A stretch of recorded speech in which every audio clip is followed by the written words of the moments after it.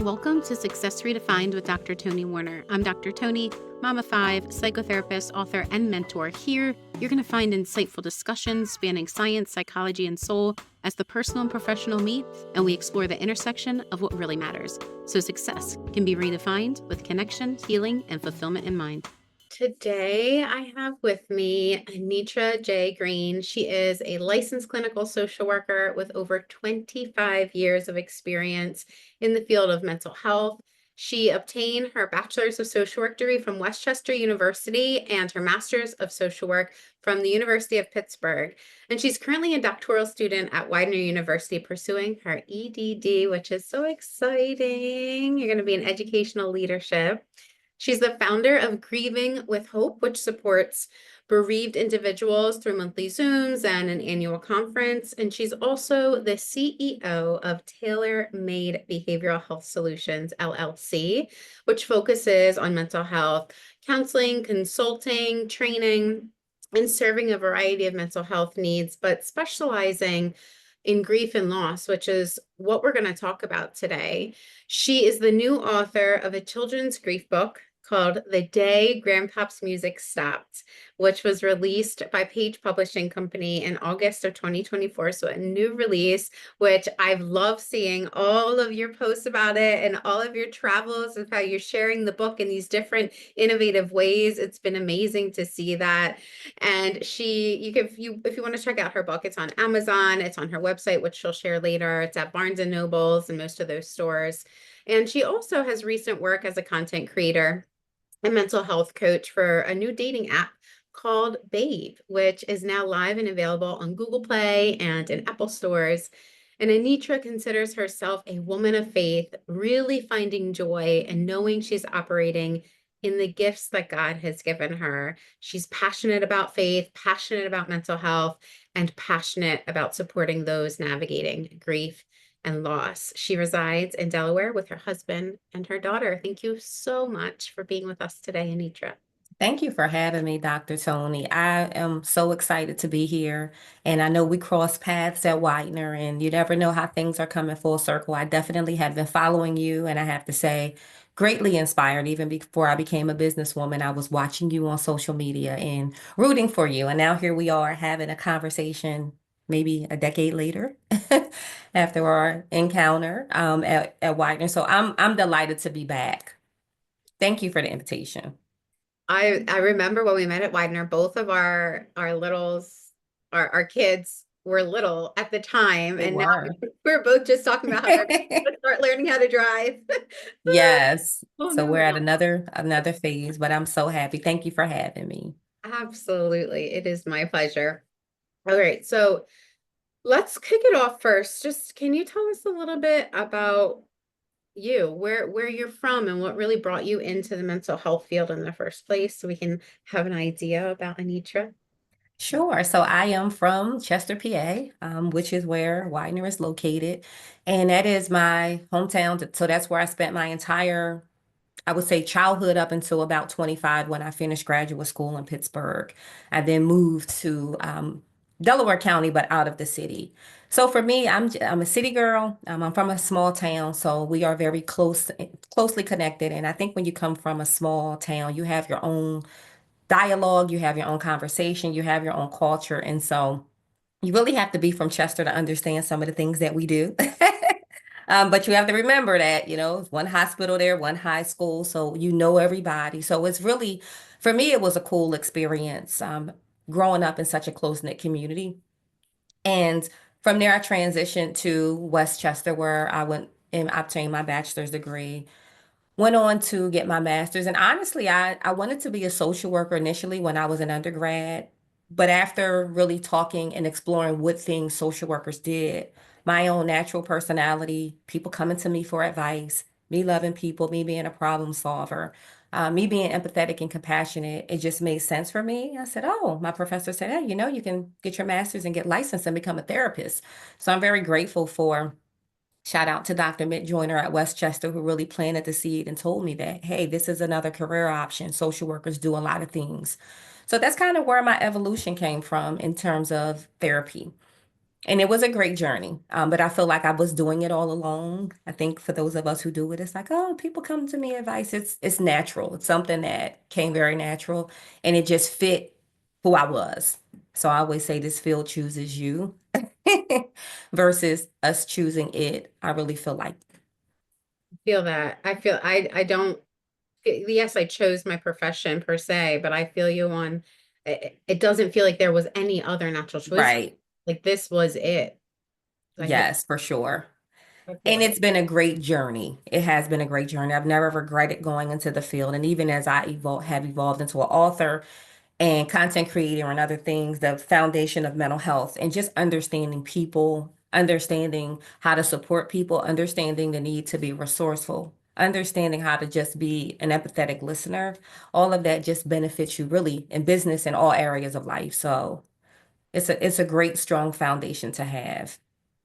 and at some point, as you were navigating your career as a therapist and social worker, something happened that steered you in the direction specifically of grief and loss. Is that correct? Yes. Yeah.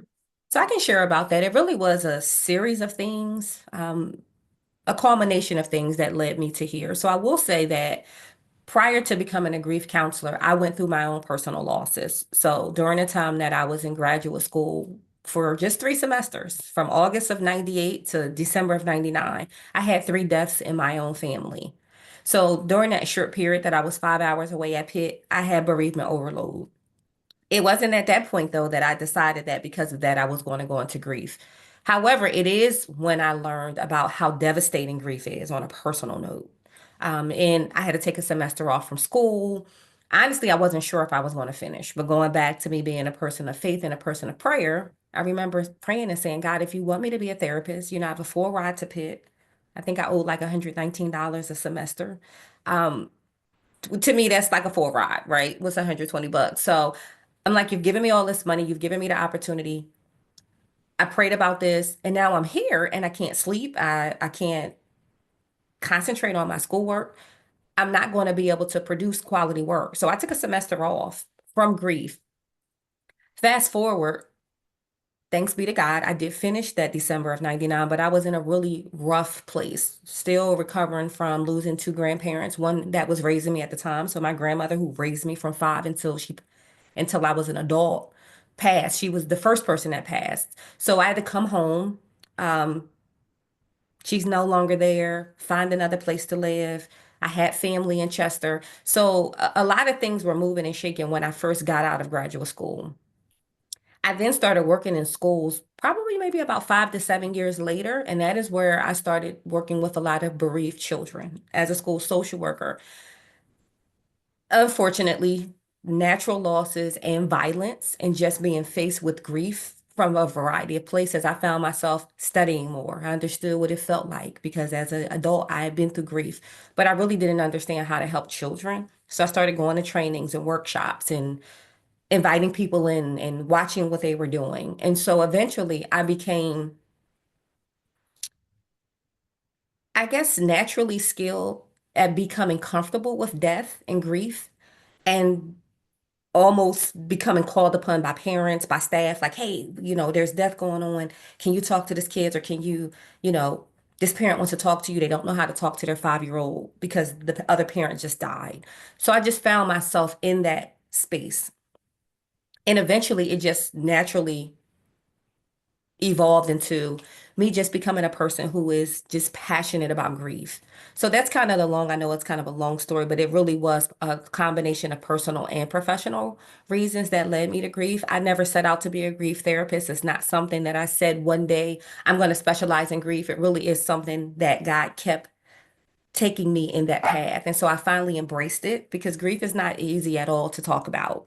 But it doesn't feel heavy or burdensome to me because I always say I feel like I have the ministry of comfort. I feel like my own personal verse mixed with what I've learned about grief has just made me very comfortable. So from that, it went from that to hosting conferences that I do annually, monthly Zooms, and now the children's book is the newest way that I'm supporting grieving people, which is fun. I have to say that the book and the launch and going out in places, I don't want grief to feel heavy. I want it to feel like a natural conversation. And I feel like the book has really shown me that, hey, here's a new way to talk about grief and death in a non-intimidating and a non-heavy way. I think some people have a hard time reconciling that. How can grief and loss, often associated with death, although it's not just death, Right. right? Often associated with death, how can it not feel heavy? Almost as if there's guilt or shame, or that it's bad if it doesn't feel heavy. Is that something that you have witnessed or heard before, of people maybe feeling bad that it should be heavy and they have to carry that heaviness around, or otherwise they're almost doing a disservice to the person that they lost? Yeah, I do. I do have people who feel like they're not allowed to laugh or they feel guilty for having joyful moments. And I explain to people that grief is like a roller coaster. You're going to have your days where you're going to feel it. And then you will have days where you look at a picture and one time you might cry. It might be years later where you look at a picture and you remember exactly what was happening in that moment and you laugh because you have a vivid idea about exactly what was happening in that moment. I think the challenge with our society in general is that grief is one of those topics that we just don't like to discuss. We don't like to talk about death to the point where people don't even want to talk about creating a will because it's almost like if I talk about it, it's going to happen. And as weird as that sounds, I've had people to say, I'm afraid to buy your book because my dad is sick and I feel like if I buy the book, it's like I'm going to buy it and put it up. It's almost like I'm going to jinx him. If I buy this book about grief, something bad is going to happen. And I'm going to need to read this book because death has happened in real time. And I had to tell the person that death is a part of life. Plants die, animals die, humans die. It's something that's going to happen to all of us. The purpose for writing the book and introducing this story is not just for children who have had a loss, obviously, but it's really about introducing the concept of death to children. If we start the conversations early, it's not any mystery to it. We let them know that just like babies are born and things start, life cycles start, life begins, life ends. If we could just learn how to approach it from a educational standpoint and just being comfortable talking about it, and it's much easier to talk about it when you're not emotional and dealing with a loss in real time. So I actually said, I think that it's great if you read the book because the truth is you won't be introducing it in a tumultuous time because you've already talked about Tia and Nathan's grandpop and what happened to him. And she said, I never thought about that. Okay, I'm going to stop being afraid. But I think her conversation is really what most people feel. We don't want to talk about death until it's upon us. And As then you, we don't know what to say. as your own personal understanding of grief and loss evolved for you over the years? Because it sounds like you said, it almost feels natural for you to talk about it and to serve in that way now. And yet there was a time when you had a lot of grief and loss, and it was affecting you in a really challenging way. Have things changed for you, or what's been your experience as you've navigated this evolution of grief and loss for yourself? I think that for me personally, where I'm at now, and I actually wish I knew the things now that I did not know when I was in college experiencing this, because it would have helped me to manage better, right? I did not go to a therapist as much as we hear about reasons to go to counseling. I didn't think that grief was, and nor did anybody really say, hey, have you considered going to counseling? Even though I was in school, I wasn't thinking about that. So just knowing the resources and the tools and how grief affects your body, I feel empowered. I'm happy to be able to share what I know with people because there's a lot that you just don't know from just common knowledge about grief. It really is from number one, going through it. And then for me, learning and digging deep into it. The other thing that I've realized is that my conversations are changing about grief because I'm not so focused on death. Now, and of course, when people call me in and do workshops or come to the Grieving with Hope, the mission of Grieving with Hope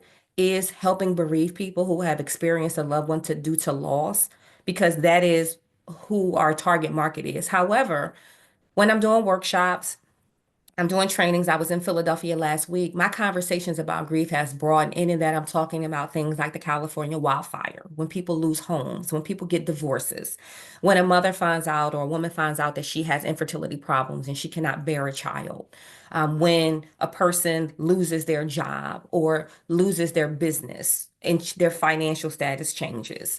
There's different 40 different losses according to the grief recovery model. So I am broadening my conversation about grief because, if you had a friend for 30 years and you're no longer friends and you don't even know why you're not friends, people don't really address those sorts of losses.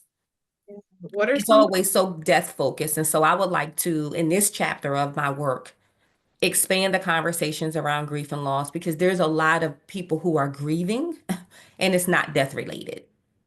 Would you say that with all of those different kinds of losses, which 40 different kinds, oh my gosh, right? Makes sense, but it puts it in perspective too, that there are some similar ways that people have a hard time dealing with loss, similar challenges that maybe people would experience as they're navigating loss?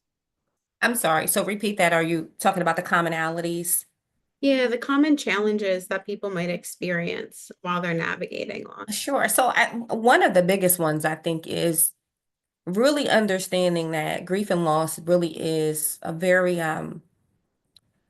it's a long-term challenging situation and it's unpredictable. So I'm going to use the example because I think that it would be clear. Let's talk about a person that has a divorce and somebody who's had a physical loss, right? There's the loss of the relationship. There is adjusting to a new normal, right? When someone dies, if you were married and your husband was the one that maybe they was a primary caretaker, or maybe he was the primary provider, or maybe you didn't have to write out bills. So not only have you lost a person, but there's other aspects of your life that has changed. These secondary losses are stressful. They're also challenging, and there's like a domino effect. Like there's this loss, and then there's about 15 to 20 other life-altering things that are happening simultaneously. And I think sometimes people don't really realize all that's happening and all the changes. And if a person is married, it's the same thing. Like you went from a two household income to one, you have financial changes. You may have had a two-parent household. Now you're a single mom. There's all of these changes that are happening. And I think that and you're managing all of this while you're having these emotional experiences. So whether you're still in shock or you can't believe that it happened, you might be angry, depressed, sad, having to go through all of these changes while you're emotional, right? Because we know that when you're sad or you're depressed, you don't want to get up and go to work. But then if you don't go to work, you can't pay your bills. So I think the hard part that everyone shares is having to navigate real life while it feels like your world has stopped. Certain things have to continue, or else more stressors are going to come. So it's a lot. It's a lot. And I know that people sometimes, and I always tell people we don't compare losses because some people may say, well, losing a pet is very different than losing a person or but if your dog is your best friend, a person can grieve the same way for their pet that you would grieve for a family member. Because if you see your pet as family, there is not a difference. If you see your pet as an animal and you don't have that perception, and it's kind of like, oh, I could take or leave my cat. I only have them for the kids. Like everybody doesn't view their pets the same. So I think it's just important for people to acknowledge that all losses are challenging. If somebody's house burns down to the ground, it doesn't matter if they have insurance. You can't get back the memories. So yes, you can get an insurance policy, but what about you know, rings or the things that your grandparent might have left you that was in the house that are precious memories? Those are the things that you're not really able to get restored. So I think that those things are important. What helped you the most? I know you said that you didn't even think of therapy, and you were in a program for counseling and Imagine that, right? and no one mentioned it, right? And yet you were really struggling. I think the wording you used was bereavement overload. Yes. What what helped you through that time of so much unexpected loss? So coming home to my family was a big help. Just coming from Pittsburgh, when you're 5 hours away from your support system, and while I had wonderful friends at Pittsburgh and my roommate Liz, who were friends to this day, coming home, right, not only to my natural family, but to my spiritual family. I had been at the same church for, at that point, about almost 17, 18 years. So just coming home, being connected to my family and friends, taking a mental break from studies because sometimes we're grieving and we're trying to keep up business as usual and we just can't. Like grief affects your cognitive abilities, it affects your sleep, it affects your ability to focus. And so I think just being honest with myself, I actually felt relieved when I took the semester off because I was really trying to crank out these 15 and 20-page papers. And I really said to myself, this isn't going to work. Right. I had to have faith that if this was God's will for me to become a therapist, that I was going to do it. But I had to practice the self-care. It was hard. It was really hard to call my professors and say, listen, I want to be honest with you. Before I turn in poor quality work, I've had two losses at that point. A nephew who was born on my birthday and a grandparent. And I'm grateful that I had empathetic professors who said, listen, we'll figure out how to restart your internship that you were supposed to do. We'll let you do it in the fall instead of finishing in the spring. We'll switch it out. Like people really jump through hoops to make sure that I had what I needed. And I'm eternally grateful because not every professor, there's people who I teach a course and I've had people say, oh, I appreciate you being so empathetic because I had a loss. People have told me that they've had professors that were like, sorry for your loss. I'll give you an extra 3 days. Um, those kind of timelines don't really work when your brain is not, working. So I think the community of professors that I had connected to all of those other resources really helped me to get rest and to refocus. And honestly, it was about a good 2 months that I was just kind of home, gathering my thoughts and all of that. Then I started sleeping better, and then I started feeling, the clarity, the mental clarity. So grateful. Fortunately, at some point when we stop, our bodies just do what they naturally do. And while I didn't go to counseling, I was talking a lot. So I was having the outlet to be able to express myself, whether it was talking to God, talking to family, talking to friends, and just being loved on. Again, in the midst of all of that, I never thought to go to counseling and nobody ever mentioned it because I think grief is one of those topics that people don't always see the need to go to counseling. I think if it was depression or anxiety or other things like that, but those emotions are a part of grief. So absolutely, I would tell anyone that grief counseling is something that I would highly recommend for anyone who is grieving because it's never going to hurt you. And I think having that planned time to really lean into your grief and hold space because the truth is a lot of people don't have a lot of capacity to hear about our grief, right? They'll listen for a little bit, but then it becomes uncomfortable. So that's something that I would acknowledge or encourage people to do that I did not do. I think if I would have went to counseling when I came home or even started counseling on campus at Pitt, that would have just been another resource and tool to help me on my journey. Yeah, it makes me wonder, we're thinking, how can we be successful in navigating grief and loss? And it's such a weird, it's like an awkward statement or an awkward question of, can I be successful in navigating grief and loss? It's just, but it makes me think about this intersection of self-care while navigating grief and loss. And as you were speaking, I had like a memory come back up of one of the times when I was in school. I was in school. This was for my doctorate. And the particular program that I was in was set up for folks that work. So I worked full time. I had 2 kids at that time. And then I also was in my PhD program full time. So we had weekend classes, full weekend classes, and each class required 2 full weekends live in person and then work in between as well. And so I was in denial, but I was in burnout. And there was no stopping. Like there was no time for self-care for me at that point, right? I just didn't, it was not in my purview. I was like, I just keep going. I'm a choo-choo train, right? Like I just keep going, Energizer Bunny. That was my perspective. I have to keep pushing through. And it was wreaking havoc on my life in many ways. But one of the ways was that I had 3 miscarriages. And the one miscarriage that I had, was further along. I had just approached the second trimester. And so I couldn't do anything to stop my body. It's it's completely out of your control. And I Right. also wasn't willing to engage in any medical intervention because I felt very strongly if God doesn't want me to have this baby, then it's going to leave me on its own. I'm not going to do anything to make it happen. But I had a weekend class and I started miscarrying.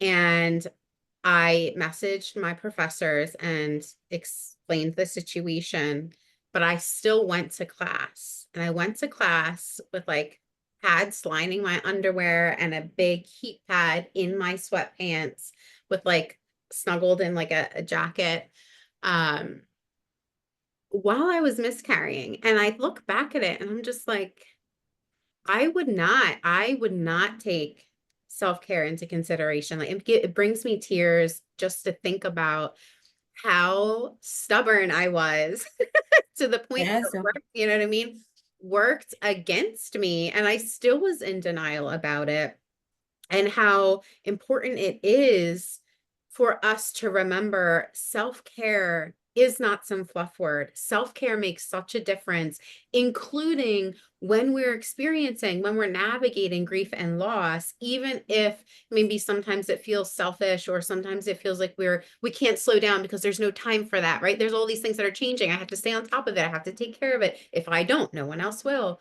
But if we lack that self-care, it makes it harder and can even make more stressors happen. I know you have absolutely. mentioned that you also explore that intersection of self-care and grief and loss too. What's some of the self-care pieces that you have found to be so incredibly important as you have been working with grief and loss? Yeah, so I always have conversations with my clients about self-care because grief is a stressful experience. Not only regardless of what your grief journey is, whether it's divorce, whether it's you just lost your home and it's burned to the ground, whether it's you had a physical death, grief is stressful. And we know that stress takes its toll on our body, and so we have to figure out how to manage it. I remember having a conversation with someone who was trying to rush, and I think people want to go back to the norm fast, right? We live in a very much hustle and grind society, and we gotta keep it moving no matter what. And our bodies are not machines. And when we don't listen to our bodies, there can be dire consequences. People have had strokes, heart attacks. We've seen people, that broken heart syndrome is a real physiological thing that happens. It's not just in theory. Literally, your heart muscles start to tighten up and it mirrors a heart attack. And it can be damaging to your heart. And there are people, I mean, we saw the gentleman who went to, I can't think of where there with the shooting. Was it, I want to say Uvalde, but that's not it, where there was the shooting with the children and the police all entered late and the teacher lost her life. I can't think of, but everybody knows the story. He went to her memorial and he had a heart attack when he went home. 30 minutes after he got home from the memorial site, he had a heart attack and died. And people wonder, did he have a heart condition? Did that come from grief? The answer is he could have had a heart condition or he could not. Grief can become so overwhelming, and I don't say this to scare people, but just to let people know that there is a physical reality to grief. There's a whole list of things how grief impacts your body. And so you have to create space and time. If you need to take a mental health day or a bereavement day, use your days off. It's okay to take a mental health day. If you wake up one day and you are exhausted and your body is like, you're having to lift your leg up to get it out of the bed because you're that tired. There's nothing at work that's that urgent that you can't take off. And I tell people our companies work when we're not there, right? Nobody's going to go out of business because you call out a day. If you're tired, and for me personally, I believe, and I'm hoping for the day that grief and loss can actually be considered something that people can get paid for short-term disability for. Because depending on the nature of the loss, um, yeah, I'm thinking about women that have lost their children. People have had to take off weeks and months because they just cognitively are just not in a space. It's debilitating, it's traumatic. But grief alone is not necessarily something, but it is a traumatic, overwhelming experience. And for some people, it has been the reason that they become debilitated. So I think that you have to really understand that grief is not just an emotional experience, but it's physical. And give yourself time and space. People don't want to create space. They think if I start crying, I'm going to fall apart and I'm never going to get myself together again. But the truth is that you really can't, I love it's a quote, you can't out hustle grief, you know, you can't hide from it. It's always going to find you. And it's really something, particularly death grief. I'm going to say that different griefs journeys may feel very different. But when it comes to grief and loss for bereavement purposes, there's this mindset that, oh, after the first year, you're going to be better. And people think because you're back to work that you're okay. But I think people have to continue to realize that this is a marathon. This is a long-term thing. This is not a sprint. This is not, let me get to the first year anniversary and then I'm going to be all good. And then like, right, grief is forever. And that's something that I've talked to people about. You never stop loving the person that, especially if it's a death. So you're always going to remember them. My father's been going for 10 years. At my book signing, when I read the dedication page to him, it made me sad. And in that moment, I was like, I'm so, I miss my dad. I wish he was here. But I've dedicated this book to him, this page to him in his honor. But I would much rather him had been there with my mother, celebrating and having fun. And so there's these moments, there's these reminders, there's things that happen. So the mindset that grief is some short term quick fix and you just push through for a little bit and then it's going to all disappear. That is not true, especially when you're grieving a physical loss. And I just like to reiterate that there's no timelines because people set themselves up and they don't understand why they're coming to me for therapy 3 years later because they thought they were okay and they're not. How, So how would someone know if they are distracting from grief in a healthy way or in an unhealthy way? I think if you're finding yourself distracting more than dealing, then it's unhealthy. Right. If you've dealt with your grief and you've allowed yourself to cry and you say, okay, all this week I've been crying, I'm gonna put on some music and clean and, watch my favorite show because I'm feeling like I'm exhausted and I need to take a break. I think that kind of distraction would be an example of, okay, I've given myself permission and now I'm going to try to do something because I feel like I've given myself ample time. But I think trying to distract yourself, if that's what your go-to is, distraction, you're avoiding grief, and that's not the healthy way to grieve because you're just prolonging it, you're suppressing it, and then it comes out in other ways. So I really don't advise people to distract themselves because it means that you're avoiding it. It's another way to say, I don't want to deal with this right now. And a lot of people hang out in distracting themselves mode. And then For all of a sudden it hits them like anything. a weight, it hits them like a ton of bricks. And then they feel like they're in crisis mode or it's scary or they feel like they're having a nervous breakdown because all of this time grief has been trying to come out, and whether it's through tears or talking about it, and you just shut down. And then because it's going to come out, one thing that you can do, I mean, at some point, the reality of the loss is going to set in. So I think that giving ourselves permission to do that leads to a healthier grief journey. So how would you, if you were to define what a successful way for navigating grief and loss is alongside self-care, how would you define that? That's a really good question. So I would say, I mean, I think whether we want to call it successful or whether we want to say that we're doing well in managing our grief, right? I would say it is a person who is open, who's honest, and who is actually allowing themselves to grieve. And even though that sounds very simple, people fight their grief journeys. They don't want to cry, they don't want to talk about it. If you mention therapy, it's like, no, I don't want to go there. Oh, God knows, I don't want to really schedule time to talk about my loss. I think just allowing yourself to mourn and being honest with yourself. If people are asking how you're doing, be honest. Say, today is a rough day. I miss this particular person, or being single again after a divorce is just devastating. My anniversary is coming up in a week and I really don't know what I'm going to do. I think we have to start being more honest with ourselves because once we're honest with ourselves, we can then be honest with other people. not feeling weak. I think a lot of people don't want to acknowledge or be vulnerable around grief and loss because, or feeling like we're burdened. I mean, the truth be told, a lot of people tell me they don't like to talk about grief because they feel like it's bringing everybody down. Like if I go to a party and somebody say, "How are you doing?" It's awkward. Do I say? And it's like, well, we know that there's a time and place.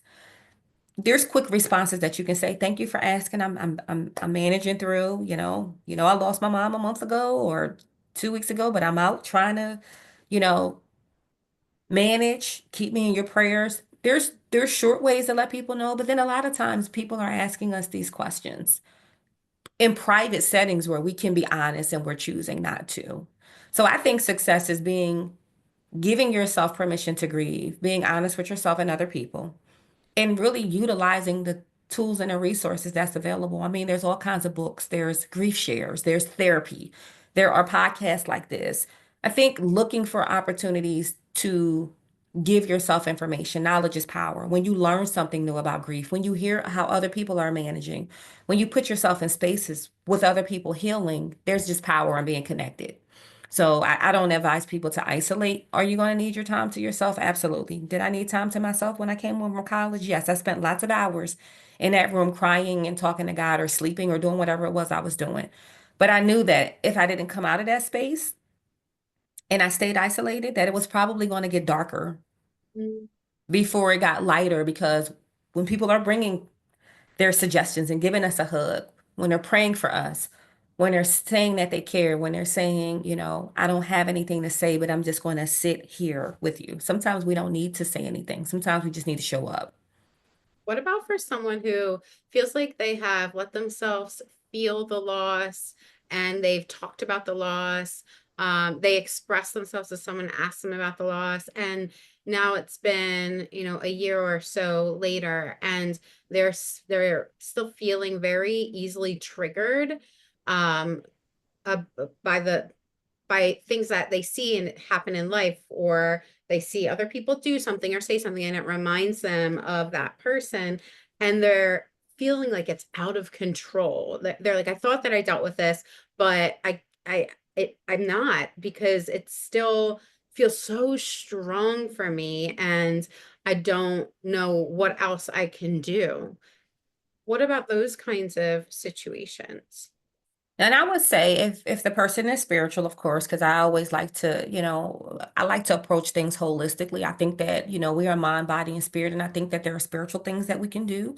If you are a spiritual person, I encourage people to read scriptures. What does the Bible say about grief? In those moments where we feel like nobody understands. I can say this from a spiritual place. It's like, well, there's a scripture that tells us that God is close to the brokenhearted and he saves those of a crushed spirit. So if you're spiritual, and I know that there's people who are watching this who are spiritual, and maybe people who are, don't necessarily consider them a Christians, but read the Bible because they find that the words are comforting and they do believe in the Bible. I would say from a spiritual standpoint, being connected, I would say from a natural resource, I think that for those who are experiencing that and you're not in counseling, I think that those are clues and signs that you could benefit from being in a space where you can learn some coping strategies because there are things that you can learn how to do, whether it's mindfulness, whether it's shifting your thoughts, maybe it's strategizing, maybe it's realizing that you need to have a exit strategy when you go to an event. If you go to an event with someone and they drive and you're grieving and you see someone that looks just like the person, or you go to a wedding and you lost your son, and when you see the mother son dance, you're triggered and you want to go. What happens if you roll with someone? Are you going to say, leave this wedding early? I can't take it. So even just little strategies like having an exit plan when you're going to events, making sure that you have a plan for if your grief is in a good place and a plan for if things take a turn. Those are things that I've talked to my clients about. So I think just tools, maybe reading books, maybe joining a grief share. Again, when we're in community, we will hear from other people who are going through these things. What are they doing? Maybe there's something that someone says in a grief group that you're like, oh wow, that's a great idea. And that's not anything that I've ever tried, but that is something that I'm willing to do. So I will say that, those are the things that are going to keep you healthy. And the truth is that grief is very sneaky and it's unpredictable. So we really don't know. We might wake up on a holiday and think it's going to be a rough day, and we're like, oh, it's Christmas and I haven't cried all day. And then there's years where we're like, oh, I'm feeling good. It's Christmas Eve. And then before the clock strikes 12, we're in an emotional place. I think also just understanding that there's not a way, and I'm using quotations because I think that grief is never going to be clean and neatly packaged and, hey, I have my grief under control. It's going to rear its head. It is. And you have to know how to manage it, and you have to be okay with it. It's okay if you see someone driving down the street that reminds you of the person, if you start crying and pull over for 5 minutes. That's perfectly okay because those are normal things that happen when you're grieving. Versus, oh, it's 2 years. Why am I doing this? Because it goes back to what I said. Grief is not, it's forever. So if you have yourself on a timeline that by year two, it's going to look this way. And by year three, oh, year two was great. So every year it's going to get better. Sometimes you can have a great year two, and year three can feel just like year one.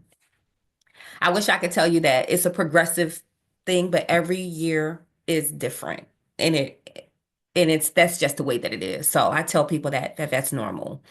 So there's this level of acceptance, it sounds like, to have a practice of acceptance wherever you may be at, just accepting that this is where you are at right now and working with just where you are at right now. Not that it should be or shouldn't be or could be a different way. Yes, and not comparing yourself to other people.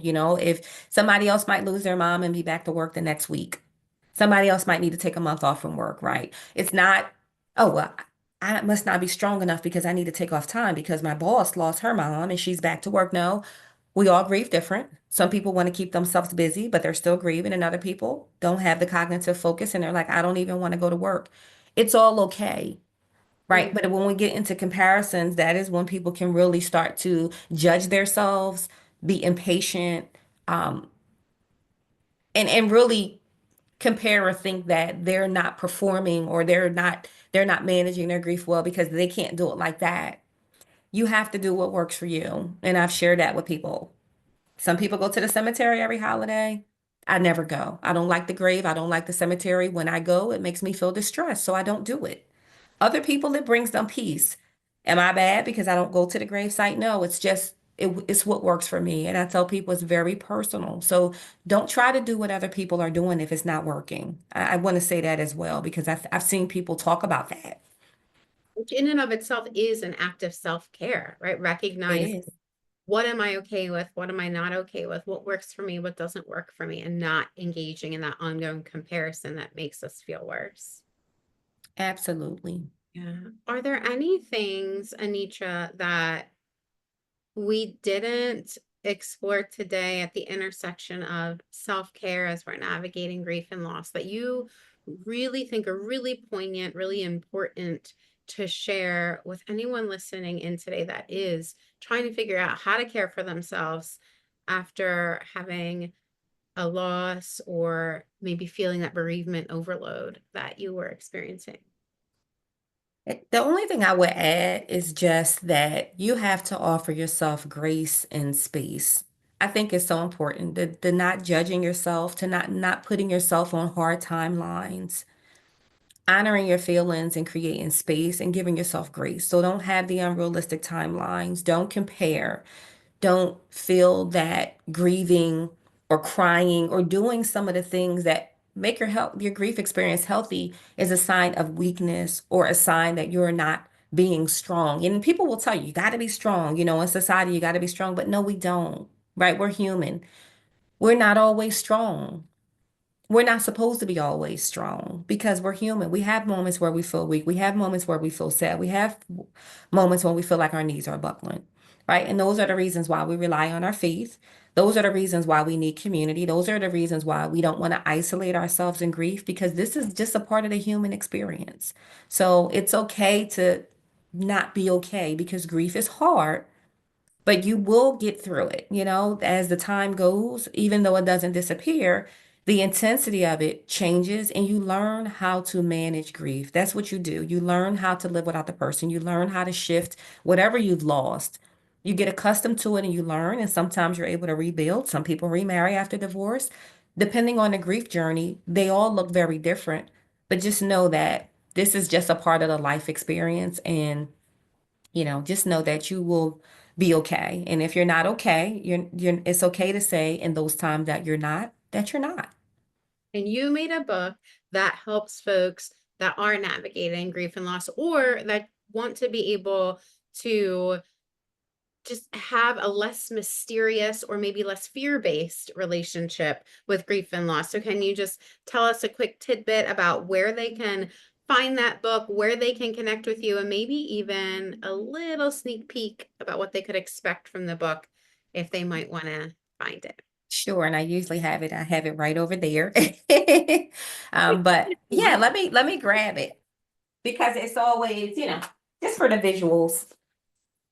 This is like my new baby. So this is the day Grandpa's music stopped, and as you can see, the main characters are Tia, Nathan, they're siblings. Nathan is in kindergarten, Tia is a first grader, and Grandpa. And so the story really is about their grief journey. They're picked up from school early one day. The backdrop is that they're picked up school by their mom and dad, and they're feeling great. And they're like, why are they here? We only get picked up when we're sick and we're fine. And so they're curious about why they're being picked up, but they're taken home and then they're sat down and they're told about the fact that Grandpa, who's been in a hospital for some weeks, has died. And so the story just really mirrors how to talk to children. I made it mom and dad because I think that if whoever are the parents or the guardians, all families should be a part of that conversation. I particularly wanted it to be that, hey, we want to pick them up early, bring them home, have this conversation because it's important.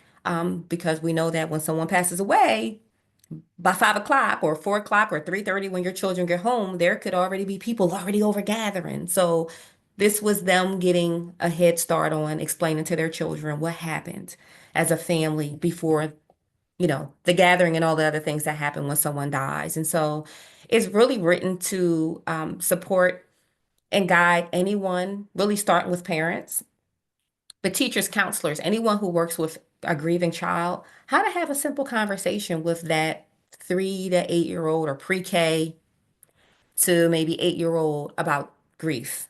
Because the language that we use is important. So in this story, they're told that grandpa's body stopped working, which is the kind of language that's advised when you're talking to younger children. Because when you say someone died, it's an abstract concept. They don't know what that means.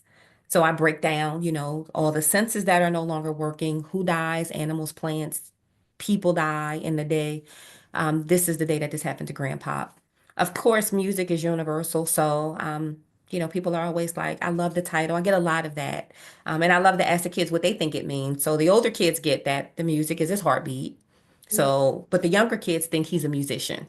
So it's very interesting. They go, oh, he stopped playing his music. This is the day that Grandpop stopped. He was tired and he stopped playing his horn. I love to ask the kids what they think it means because the title is meant to be a little ambiguous, um, not heavy. I didn't want it to say anything about death or dying. I really wanted it to be kid friendly, everywhere from the language to the colors of the book to the title. So I'm excited. It's been one of my funnest, more energize processes and supporting grieving people really through storytelling. And so, my daughter was 3 years old when my father died. So even though the book is not about him or her, she was this age when my dad passed away. So of course I dedicated the book to both of them because this was our personal family story. But I've been, in schools and just being able to travel and at book launches and book fairs, and there's a lot of things coming up. And I'm happy to, this is a different type of book. So there's lots of books out about hair and positive affirmations and things like that. And again, because grief is a topic that's like, "Whew." But the reality is that a lot of parents are like, thank you, because I don't know what to say. And if it happens, I wouldn't know what to say. And I'm ready to have this conversation. And even people who, are like, "Oh, who do I read this to?" They're thinking about if somebody has a recent death, there's people who are buying this in real time because someone has died. And then there's people who are like, so this book is not just for if your child has just experienced a loss. It's a book to teach a child about what grief is. And I think that that's the message that I like to put out. You don't have to wait till there's a loss in your family to support it. I think that when the sooner children know, the more natural the conversation. So yes, it can be found on Amazon, Barnes and Nobles, Google Play, and iTunes. And yeah, check out Tia and Nathan's courageous conversation about grief. That's really what I like to kind of put out there, is that it is a courageous conversation because they're asking questions. They have all these big feelings, and the parents to pick your kids up and go home and talk about death. We don't, it makes us go, oh boy, but we can do it. Beautiful. So folks that want to reach out to you, connect with you, learn more about you, where can they go to learn about Yes, Anitra and contact you? yeah. So on Facebook, my handle is at TaylorMade BHS, and that's TaylorMade BHS for Behavioral Health Solutions. So at TaylorMade BHS on Instagram and Facebook. My website is www.taylormadebhs.com. And my email is info@taylormadebhs.com. So those are the spaces to reach me. Please follow me on social media. You can stay up to date on the different book tours that I am doing to promote the book, and also different types of talks like this, and finding out more about grief and the different things that I'm doing in that world as well. Thank you so much for being with us. I really Thank appreciate you it. for having me. This was a great conversation.